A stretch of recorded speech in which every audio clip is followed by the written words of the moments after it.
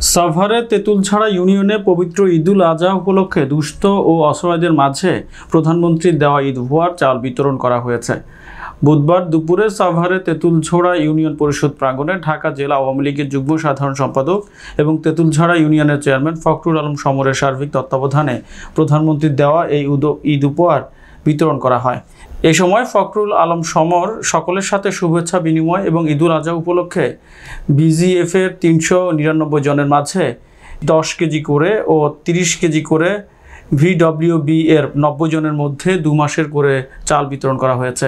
এ সময় আরও উপস্থিত ছিলেন তেঁতুলছড়া ইউনিয়ন পরিষদের সচিব আবুল কালাম আজাদ, ইউপি সদস্য ফিরোজ কাজল, সংরক্ষিত আসনের মহিলা সদস্যসহ স্থানীয় গণ্যমান্য ব্যক্তিবর্গ।